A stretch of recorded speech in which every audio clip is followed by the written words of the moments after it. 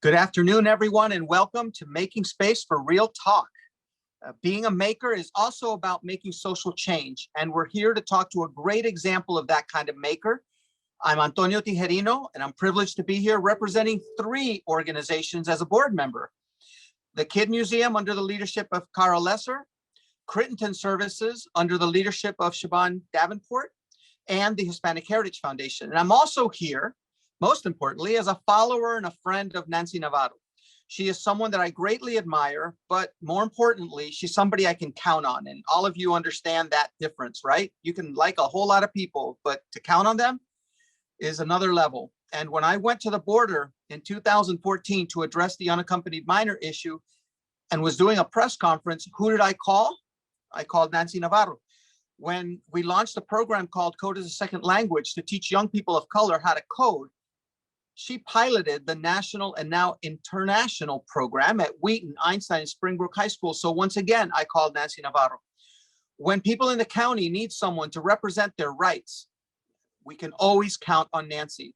And I can keep going with examples, but just know that she's a real one, and we're very lucky to have her in the position that she's in. And so with that, in celebration of Women's History Month, we are featuring Trailblazer Nancy Navarro, who is the first foreign-born, Latinx, and currently the only female Montgomery County council member. So Nancy has been on the Montgomery County Council since 2009 and was reelected in 2010, 2014, 2018, where she has twice served as the council president and vice president. She chairs the Government Operations and Fiscal Policy Committee and serves on the Education and Cultural Committee. Her priorities include improved access to affordable early care and education, establishing a racial equity and social justice policy for the entire county. In 2001, President Barack Obama appointed Nancy to the, that must be 2011. President Barack Obama appointed Nancy to the President's Commission on Educational Excellence for Hispanics. And previously, Nancy served on the county's Board of Education and co-founded a nonprofit organization to assist Latino and other immigrant communities. Please welcome Nancy Navarro. Thank you, Antonio. Thank you so much. I get so excited to just be around you, even if it's on a Zoom. Okay, Nancy. So let's start by sharing with us briefly your journey from Venezuela to the United States. And please include your middle and high school years as you had an eye towards college and how you ended up in Missouri, where I'm sure you might have felt a little isolated, misunderstood, marginalized, but you knew you had bigger goals. So can you talk about that? Thank you so much. And I just really want to thank the Hispanic Heritage Foundation, the Kid Museum, and Crittenton Services for this opportunity. And hello to all the beautiful people. My journey to Missouri started around the dining room table in Judibana, Estado Falcón, in Venezuela, a beautiful peninsula surrounded by the Caribbean Sea, where my father was working in the oil refinery. And at that time, there was this big push in Venezuela to train all kinds of workers for the oil industry, because they had just nationalized the oil industry. So we're talking, at this point, it was around early 1975. And I'm the oldest, and my father basically said, hey, how would you guys like to, as a family, for us to move to the United States so that I can finish my engineering degrees and do some graduate work, etc. And I literally just jumped. I was like, yes, because I had constantly heard this language in the plaza, in the square, with all these little kids that were coming from the United States because they were children of contractors speaking this foreign language. And I would play with my dolls and I would, mimic what I thought English sounded like, right? Like wish, wash, hello, hello, wash, wish, wish. And I was so intrigued by that. So I was like, yes, let's go, let's do this. And that's what happened. We ended up, my father came first. He came first to actually Baton Rouge, LSU to learn English, etc., and then moved to Rolla, Missouri. And that is where they had this big program for petroleum engineering. So there was a big, big number of Venezuelan families. And so we arrived in Rolla, Missouri, my mom, my 2 sisters, and myself, and I just dove right in. But, I came to the 5th grade. They had never had a student that didn't speak English ever.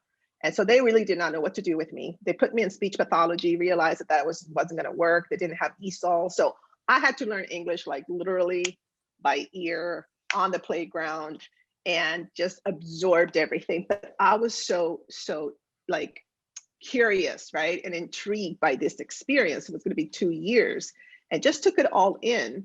And I never really felt like I was marginalized or anything like that. People were mostly curious, like, oh, you're from a different country.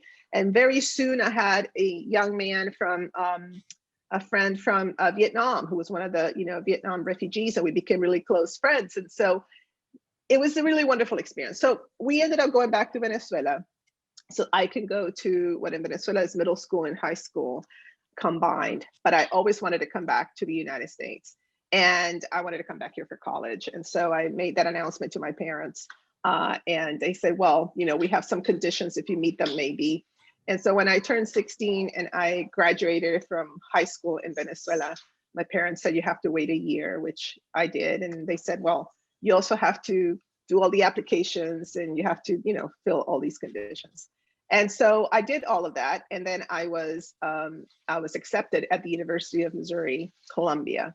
And that's because I knew somebody there and my parents knew some people. And that's how I ended up as a 17-year-old coming to Columbia, Missouri, 1983 by myself, which reflecting back was pretty significant because the fact that my father, would send his daughter off to the United States, but he just always had this sense of encouragement and this, sense of whatever you want to do, you can do. Like I learned how to drive a stick shift Camaro, and when I was 14 years old, because he felt strongly that you should learn how to drive stick shift so you can, learn how to drive everything. Was like, okay, let's do this, right? So here I was, driving a stick shift Camaro at that age. So reflecting back, my father in a way was a real big feminist, even though it had never clicked for me that he was. But that's how I ended up in Columbia, Missouri. And I decided to study psychology and business because my ultimate goal was to work in the space of industrial psychology. My goal was to, come here, go to college, maybe get some experience for work, professional experience, and then go back to Venezuela. So my intention was never to stay in the United States. It was really to do that. And it was a great experience, literally. Like I had friends from all over the world in Columbia, Missouri. I mean, it was a very big international, large university known for journalism school. And so I really had a really positive experience. But then after actually working for a couple of years, it was time to go back home. And I decided, I had a one-way ticket to Venezuela, decided to come to the Washington, D.C. area where I had a lot of friends who had ended up here working. And I met my husband, who is Haitian American, Caribbean, and we got married and ended up, we met in DC. I was living in DC and we moved to Montgomery County. This was 1990 and have been here ever since. So it was kind of like a path that took a lot of turns. But I think that's, once I realized that I was going to stay in this country, once I realized that we were going to have this beautiful baby, it's when I started realizing that, okay, now I need to really immerse myself in a lot of the issues that I am passionate about and understand what that looks like, not only in the United States, but in this region, and how can I make a contribution, because it had never been part of my plan to stay here. And if I was going to do that, because I was really homesick, if I was going to do that, I wanted to give back. And that was kind of like the journey. Yeah, those journeys are always much more interesting when it involves a one-way ticket. So that's very interesting to me in terms of how you ended up in DC with this mission, this personal mission that translated itself into, public office. But first I want to, being sensitive to what you went through and others have gone through and not speaking English until later, we want to let everyone know that we actually have an interpreter for everyone that prefers to participate in Spanish. So thank you, Carla, for making sure everyone can be understood. So Nancy, let's fast forward to now. You were recently at a council meeting speaking on, of all things, from what I understand, diversity and inclusion in a county where 1 out of 3 residents is foreign born. and we have a 90% Latinx growth over the last 20 years. One of the most diverse counties in the entire United States. Let me take a breath, because I remember that evening when a couple of people on the call who worked with you didn't turn off their microphones and were heard making comments and laughing about your accent. So it's also a reminder of how far we haven't come since you dealt with this stuff as a kid, or I dealt with this as a kid. And you must have been triggered, because I know I was, because I got a call from our mutual friend, Councilmember Gabe Albarnos. Both of us were infuriated that this was happening not only all over America, that you kind of read about all the time, it was happening in our backyard, and where our kids and families live and go to school, and to a leader in our community. So talk to us a little bit about that moment and what it felt like. And then afterwards, what it represented in a bigger sense in terms of you being in that moment. Thank you. And I appreciate also you reaching out. That meant a lot to me.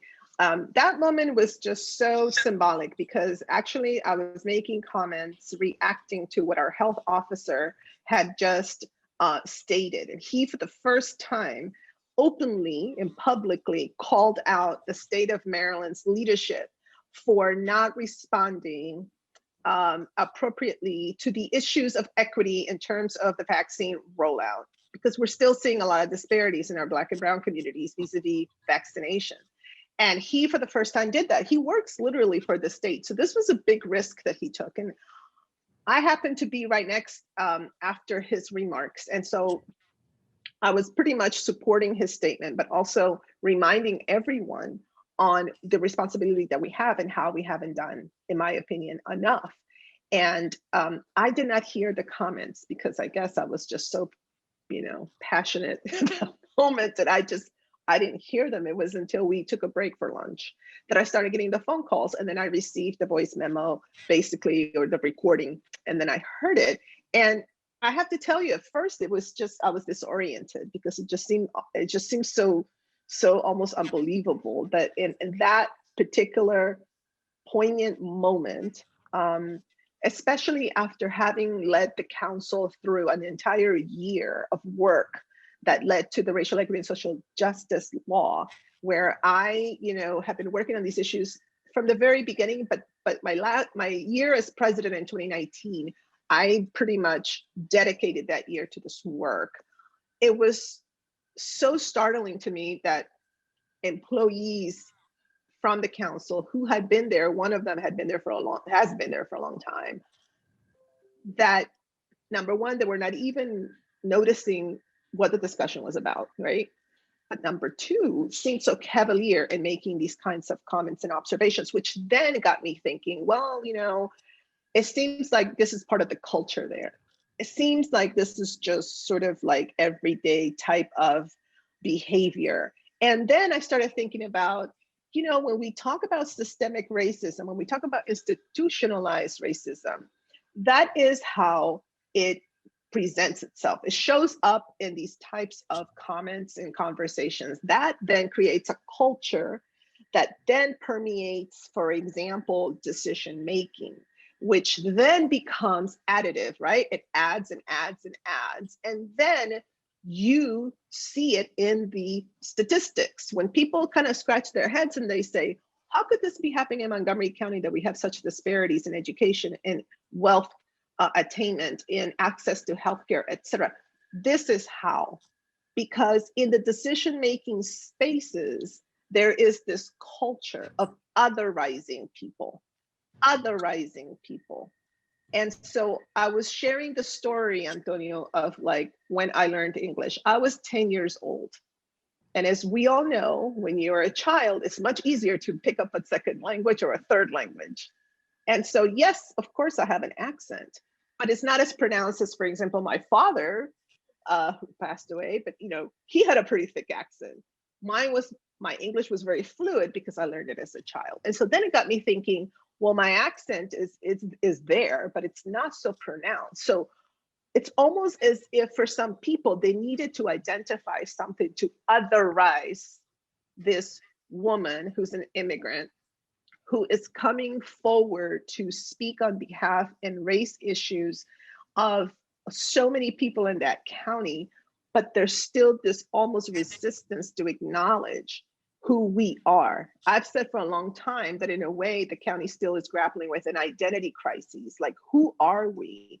And I felt that it was so important to speak up on this issue and connect those dots. It was an opportunity to then use this incident to illustrate what it is that we keep talking about when it comes to these types of efforts, when it comes to issues around equity. What does that really look like? How does it show up? And so that's what happened immediately, is that, well, there were reporters watching the session. So then I started getting calls from reporters, and I decided that, yes, this will be an opportunity to speak up and hopefully open up a space which I never thought would be a national space and an international space, because I'm telling you, like, at UK, like The Guardian wrote about it. I got calls and emails from like Panama because CNN en Español had a story about it, and it struck a chord with people throughout, because so many people saw themselves reflected and understood the consequences, especially when in spaces where significant decisions are made, like government. And that is why I think this, again, has become an interesting and very pivotal moment in our county, and as I said, nationally and internationally. I remember watching you on CNN, and those are the big questions, right? Like you just asked, why did these people feel so comfortable doing this? It's not a question of saying, I'm sorry I did it. No, you felt comfortable enough to do this, and the mic just happened to be on. So as always, just really appreciate that you will use any platform you have to be able to deliver these messages. And I remember that night when we were going back and forth together, and one of the things that you brought up was, what about everyone that's being made fun of that doesn't have the platform that you have, doesn't have the megaphone that you have? And I remember that's what hit you so hard during that same night, when I think you were pretty raw from what just happened.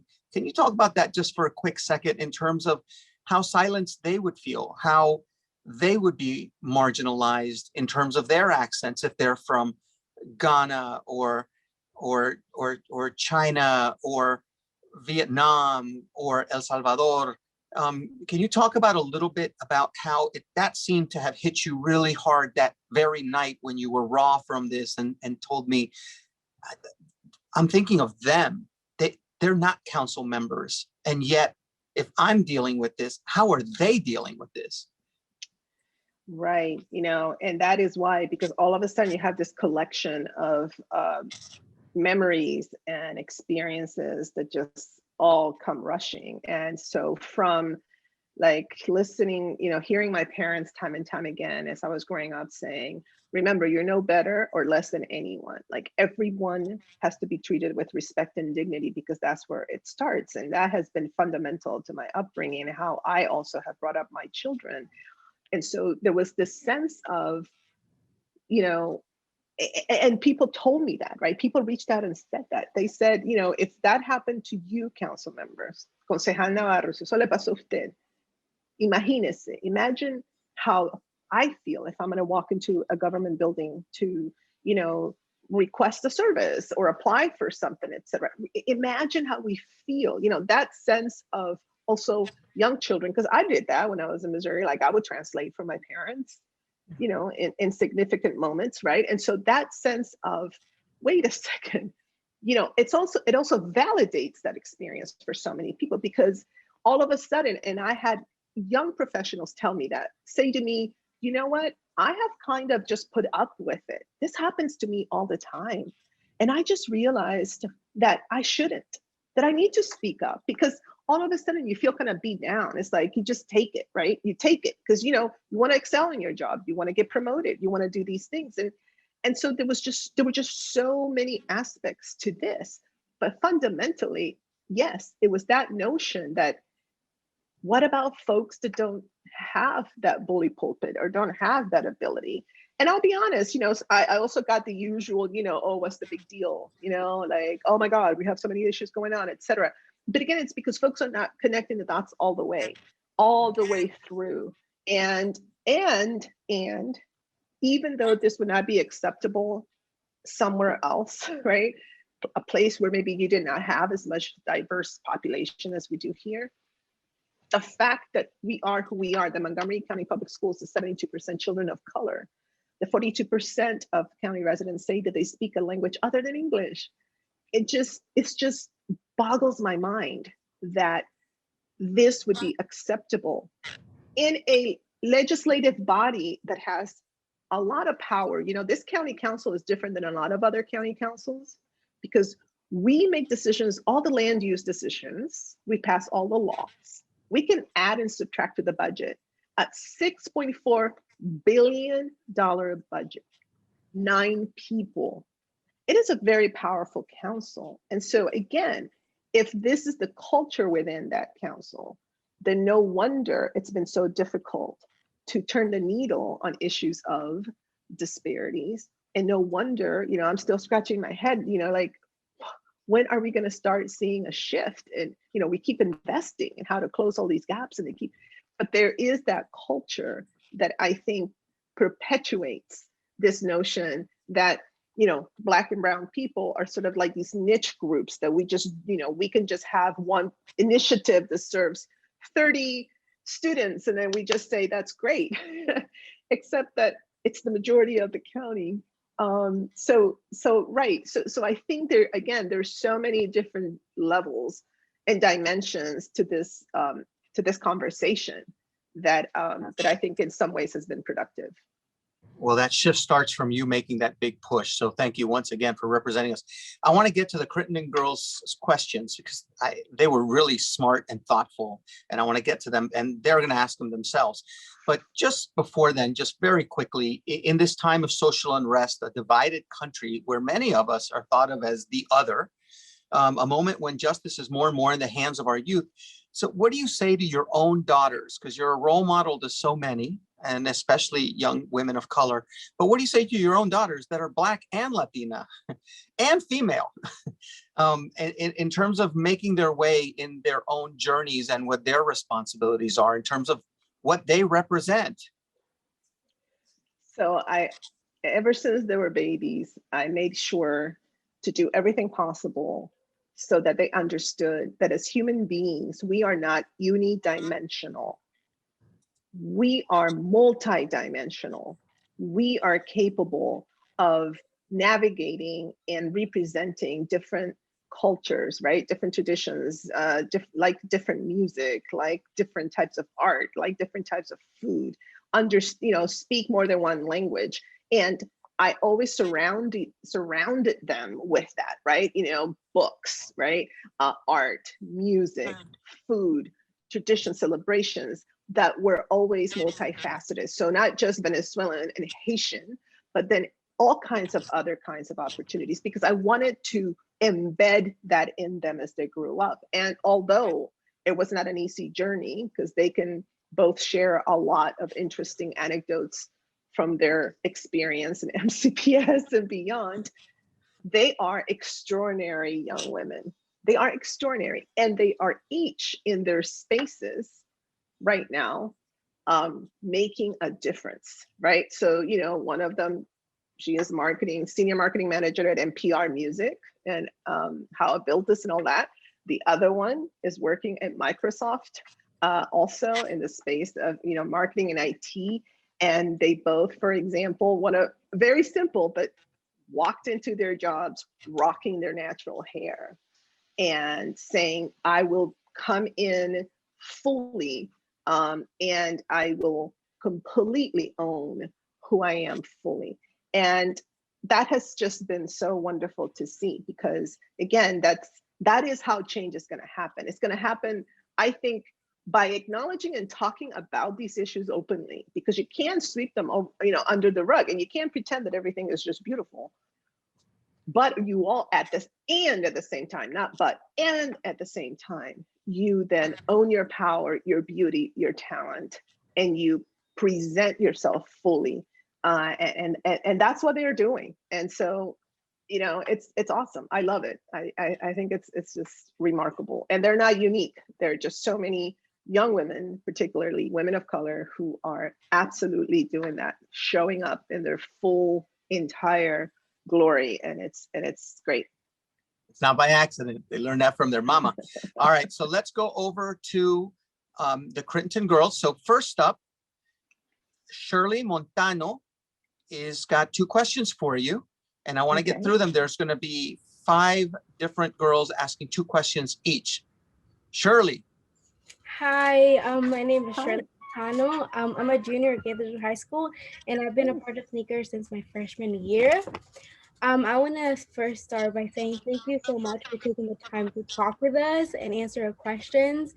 What happened to you was, unbelievable and unacceptable, and it happens more often than we see it. I remember when I was young, I came to America. I didn't know the language either. I had to learn it and everything. And when I did learn English, I was also made fun of because of my accent. And I remember being so proud because I knew the language, I could communicate with my friends, but I also was making fun of because I had an accent as a child. And over time it has gone better, but there are sometimes when it comes out, and to know that some people look at you different because of your accent, or will make fun of you because of that, it's really horrible to think about, in the world that we live in.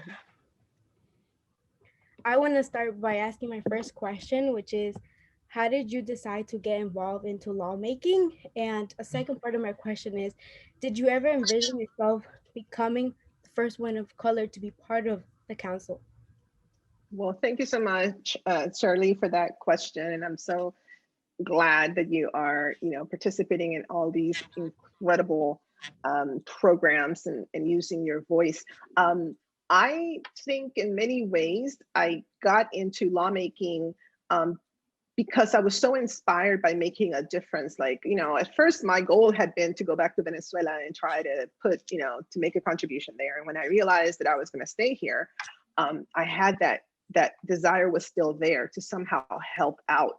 And so I started by, working in the Latino community and other immigrant communities, and then realized that there were so many things that I wanted to also do, but in my capacity, working with a nonprofit organization and an advocate, I couldn't do.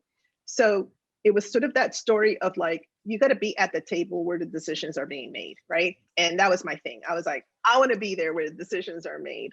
And because nobody's going to invite you, you kind of have to just do it. And so that's what happened. And a lot of people also encouraged me to do it. So that's kind of how I got involved. I think that I never really thought much about the fact that I would be the first Latina, for example, on the county council. It was kind of trippy when I realized that I was going to be the first. It was kind of what, really? But with that also comes a lot of responsibility, right? And so there had been one Latino, which was Tom Perez, who is known nationally for leading incredible things at the DNC. But then I was the first woman and have been the first and only immigrant, and so that has been, I think, very, very interesting in terms of the journey, for sure. Shirley, that was great. Next up is Michelle Graham. Hi, my name is Michelle Graham. I am an 8th grader at First Oak Middle School, and I have been a part of Sneakers since 6th grade. Nice. My first question to you is, do you feel the need to prove yourself more than your white counterparts? What a great question. I was thinking about that. It's to be honest, I don't feel the need to do that, but it's clear that that's the expectation. You see what I mean? There's a difference between that. And so it became clear for me early on when I joined the county council specifically that I had to have everything, I had to be on point. I had to be ready. It had to be excellent. And that even when I did that, there were still going to be so many instances when I just would be erased. That, if I made a proposal, all of a sudden a male counterpart would make the same proposal and it would be like, yes, and it was like, but I just said that, I just proposed that. And so that is, I think, part of the societal ethos. Like, there just seems to continue to be this bizarre thing about bias against women and women's leadership. And so it is important, I think, to continue to occupy these spaces, right? Because the more that we occupy the spaces, hopefully we can start to push that kind of bias and that type of perception of women in leadership.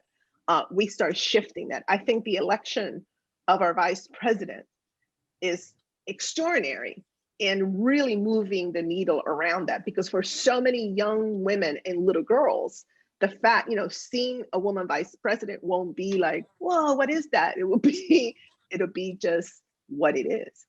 So I think that, women in leadership positions still deal with that, but that's why we have to make sure that young women like you, decide to occupy those spaces as well, so we can normalize it as much as possible. Yeah, I totally agree. My second question to you is, what is some of the legislation you have passed that benefited people of color citizens? In what way did it help, and what was it trying to combat? I so much appreciate that as well. I have like 2 pages because I printed out some of the things that I've done. So I'm not going to go through all of them, but I'll just say the following. This is what has driven my work. And so anything, things like safe and leave, for example, when somebody has to take care of a loved one, that was something that I led. Making sure the contractors pay health care, cover folks that they were working healthcare coverage. Minimum wage, I was one of the co-leads to raise the minimum wage in Montgomery County to 2015, which will happen this year. It was kind of a gradual thing. Displaced workers, sometimes contractors would get another contract and let go of all these workers. And so I passed that legislation. Racial equity and social justice, this is groundbreaking in the region, really, really important. Early care and education, that has been really very important. Also creating communication units that are multilingual and also multicultural, so that we can communicate effectively with our residents. That has been something I've led. I also created a whole curriculum and program to teach like the civic education for Latino folks. It's called the Latino Civic Project. Early care and education, I authored the work plan for that. The list just goes on, because to be honest, it's kind of crazy, because one of the things that happens to me a lot is that I work a lot, and then when I have to go back and review everything, it's like, wow, that's a lot of stuff that we've been working on with my staff. And I have amazing staff, and my staff reflects the county, right? So I've always had staff, like I think I hired the first Latina chief of staff, right? And right now my staff is majority of color. I have 2 that are immigrants.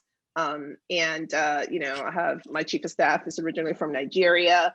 My deputy chief of staff is originally from El Salvador. So my staff also helps me move an agenda that is squarely centered and inspired around issues of equity empowerment, but also I've worked on issues of economic development and revitalization projects, right? Because that's also important. Fiscal policy, I chair the fiscal policy committee, making sure that the county is in strong fiscal footing, which many people may not find that to be so exciting, but it's so important, because if we're not in strong fiscal footing, we can't do the things that we want to do. So it's not just working on these issues that are so critical, it's also understanding that things like business development, transportation, housing, all of those big issues are also important, because they benefit everybody in the county. They also benefit our communities of color that tend to be affected by disparities. Thank you, Michelle. Great job. So next up is Jasmine Garcia. Jasmine. Hi, my name is Jasmine Garcia. I'm a sophomore at Clarksburg High School. And my question is, have you faced prejudice or discrimination purely based on you being a woman of color? You know what, I have. I'll say that I think in many ways, when I started this journey in public office, I was a little naive, because I was just kind of like, hey, I want to make a contribution, and And I know everybody loves diversity. And so here I am, a Latino, woman. At that time, when I joined the Board of Education, I was 38 years old. It was like, hey, and then I started encountering all of this like crazy barriers. When I ran for the county council, for example, I remember being at a debate. There were all men that were running against, that were running. And this one guy got up and said, immigrants here in this area of the county are like animals walking on two legs. And people like laughed at that, right? And it was like, what? It was crazy. I've had instances where people have come to meet with me mad because there was a library that was being built and it was closed, and he was mad because it was closed for too long, and he proceeded to throw papers at my face very angrily.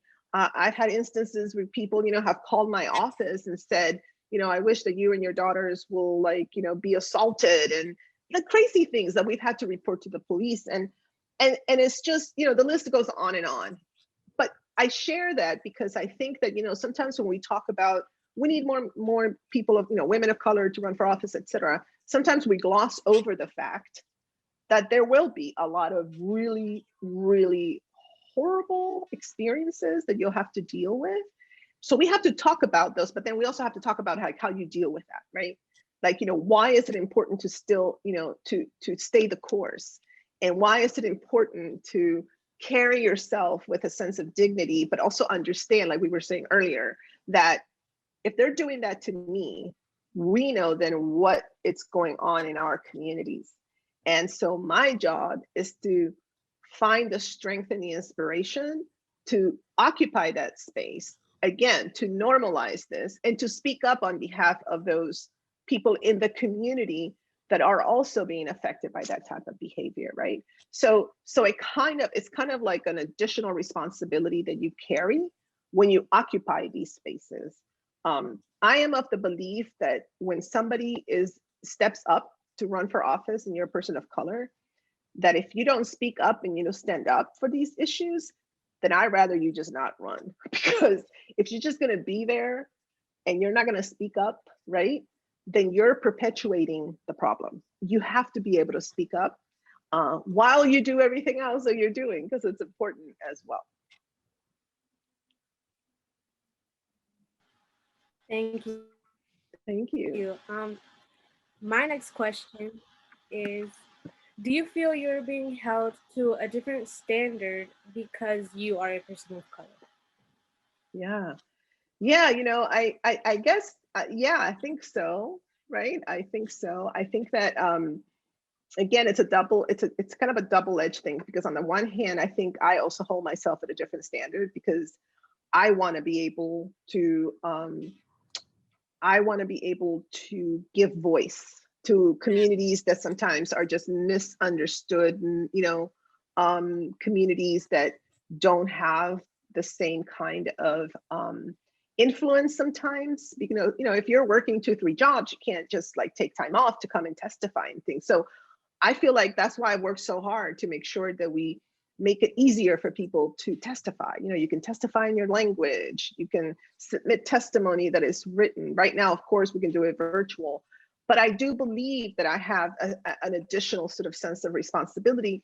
And you know what, sometimes I feel like also people expect you to be like an expert on all these issues, right? And it's like, why do I have to be the expert on immigration issues, right?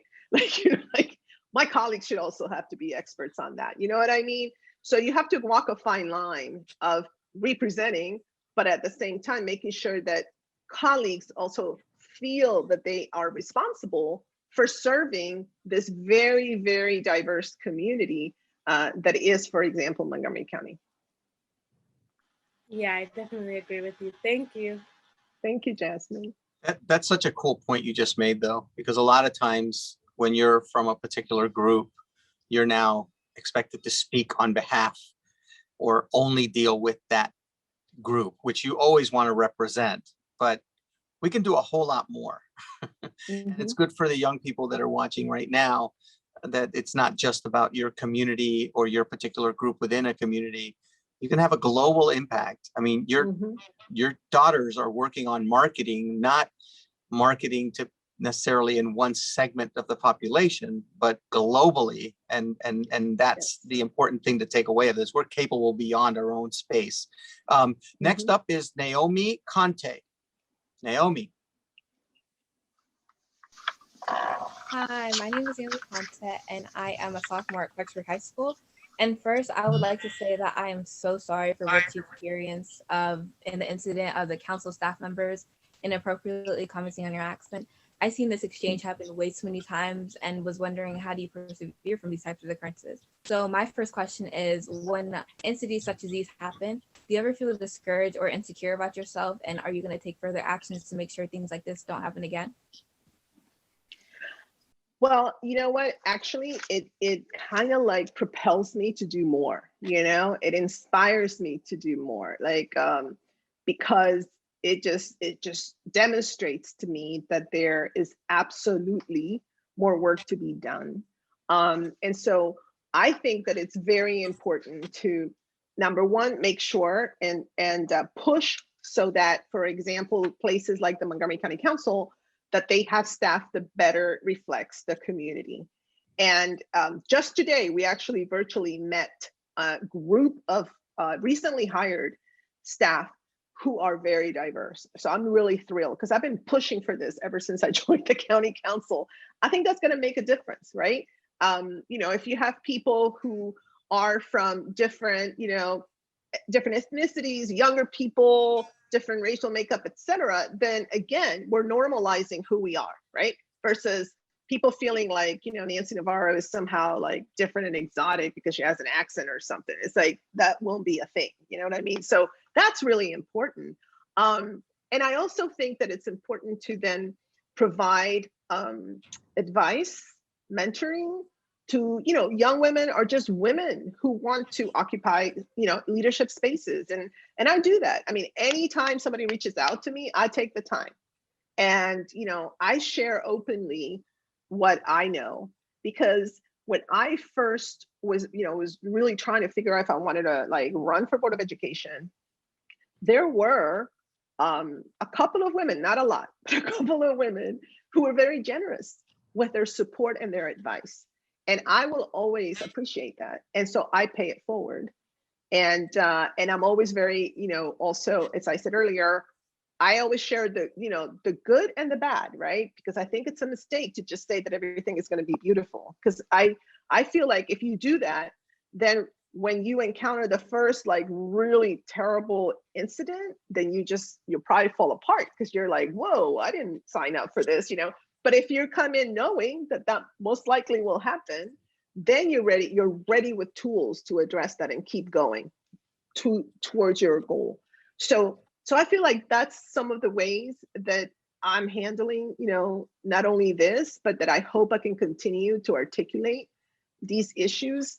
I honestly also I am aware that I'm in a different sort of space because, you know, after so many years doing this work, I have gathered a lot of experience.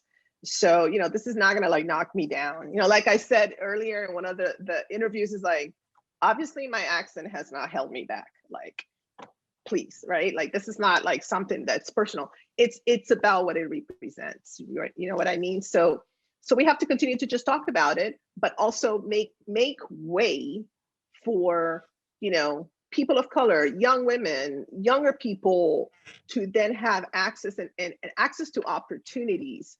That is important. I also believe that right now we are talking a lot about equity, like a lot.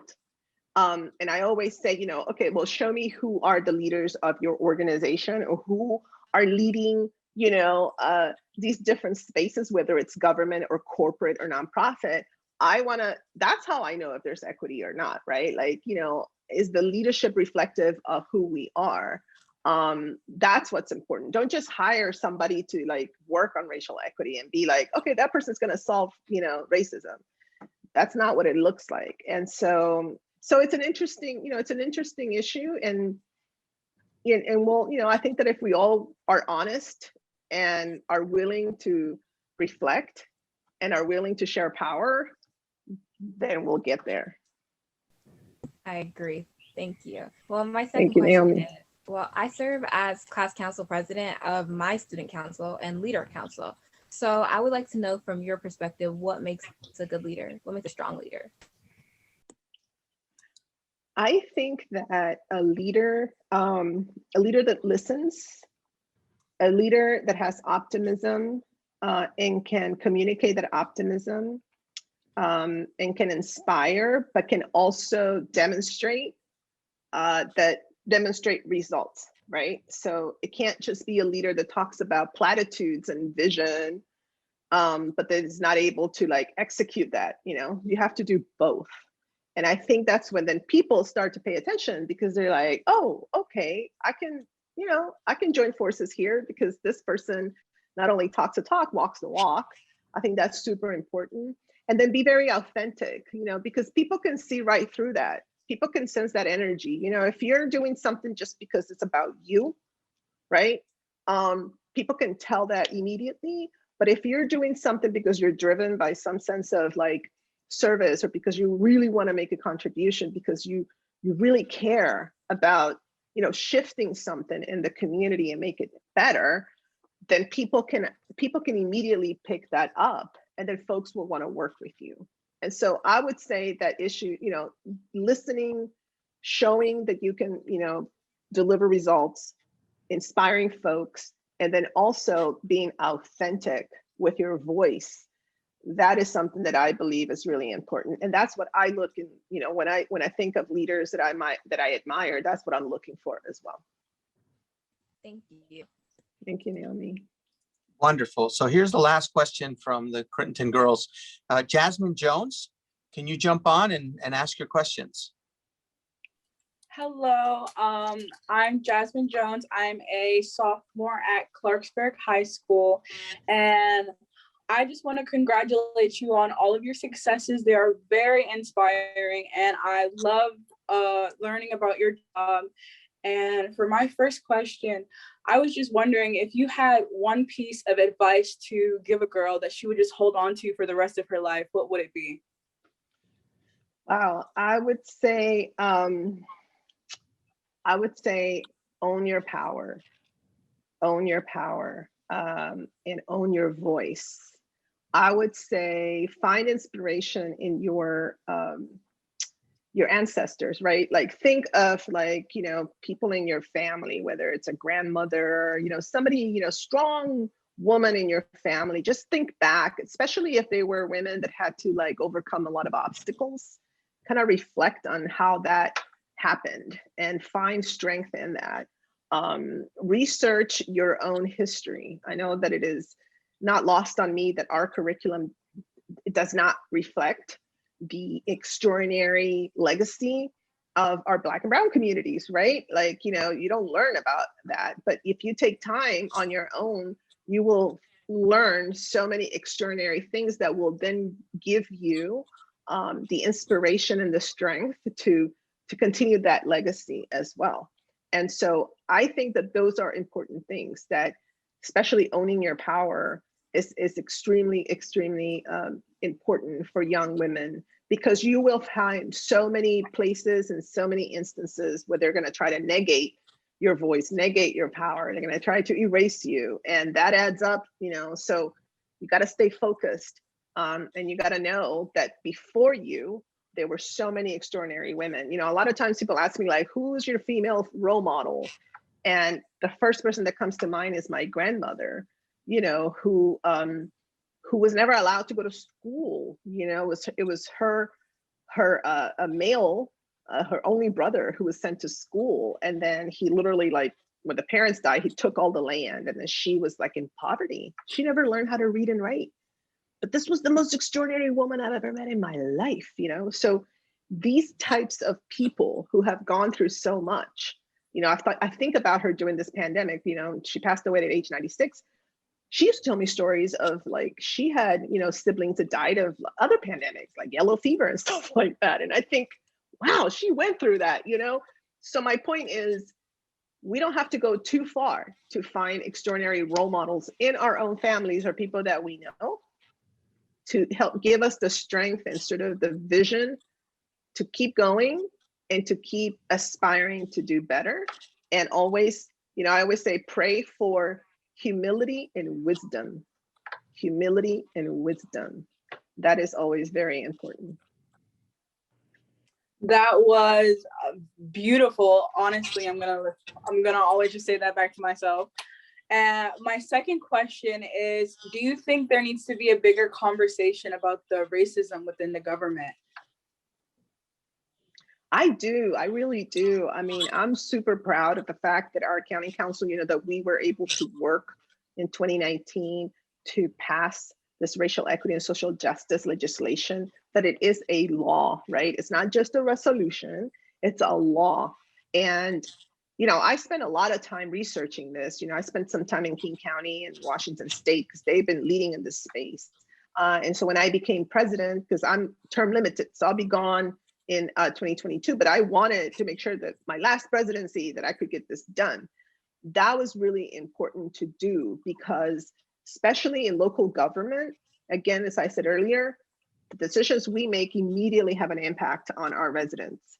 And that's why it is important to have these types of laws in place, because what this law does is that every single time we are going to deliberate on a piece of legislation or a budgetary decision, there has to be an analysis done on how this promotes racial equity and social justice, right? So you have the data in front of you.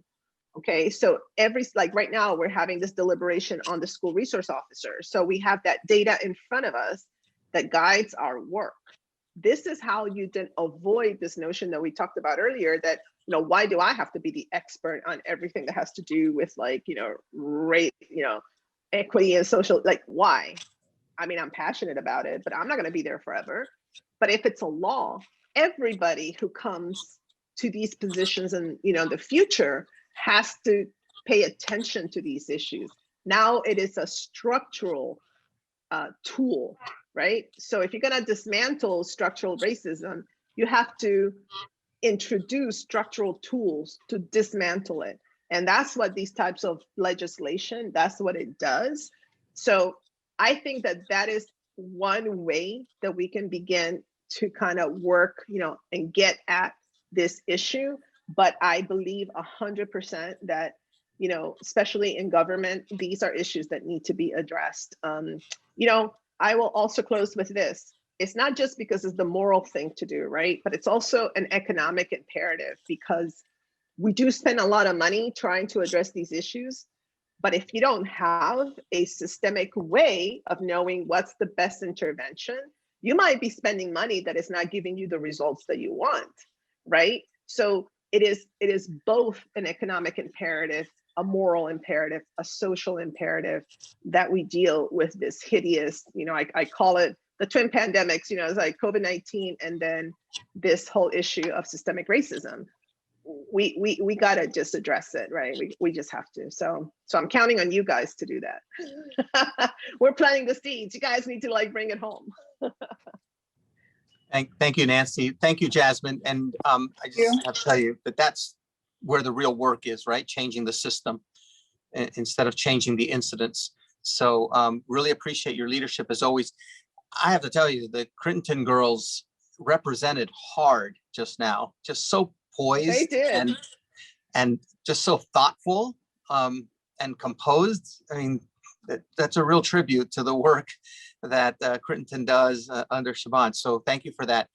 We're going to go to one last question that was asked by the audience. So I want to make sure that the audience is asking this question. This one I'll just ask myself. Ariel Stopak asked, what got you interested? I think when they were hearing about how you were one of the first people that helped launch the Code of Second Language program, but other programs too, like the work of Kid Museum that is doing work in the space of making sure that there's racial equity in tech education and tech career paths. And also, let's face it, at this point, just being able to leverage technology allows you to better communicate, to mobilize communities in this environment. So what makes that such a topic that you want to address as well as some of the other issues? It goes back to access, right? It goes back to access to opportunities. And so if we have these conversations about the United States continuing, having to continue to play a big role in the global marketplace and the global economy. We've seen even through this pandemic how quickly we had to retool and adapt, and technology was front and center. And so if you think about that, and let's put that on the side, but then you also look at the demographics of our country. We do have a young population coming up, right? A lot of developed countries have an aging population, but they don't have a young population coming up. We do in the United States, but that young population is predominantly Black and brown, right? And so we need to make sure that we create opportunities such as what you've done, what Kit Museum has done, coding, access to technology, education, things like coding, et cetera. We need to make sure that we provide that access to all of our young people, all of them, so that they can then see themselves, right, ready, they can engage and then decide to pursue these types of extraordinary opportunities out there. As you always say, Tony, everybody is like walking around with this. Everybody knows how to use this, right? I mean, we have so many extraordinary opportunities, but the issue is access.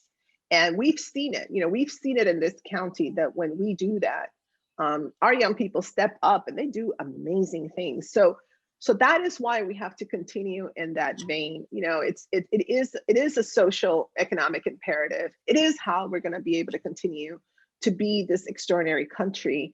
I always say, it's how the Social Security fund is going to continue to stay solvent. It's because we have to make sure that all our young people have access, not just those who, have the connections or have the resources, et cetera. Everybody should have access to these extraordinary opportunities, and they will step up and they will run with it. Wonderful. Thank you so much, Nancy, for taking the time. We are finishing up on time, and I just want to once again acknowledge everything you represent, everything you stand for, and what you're going to do. To me is even more exciting than what you've done.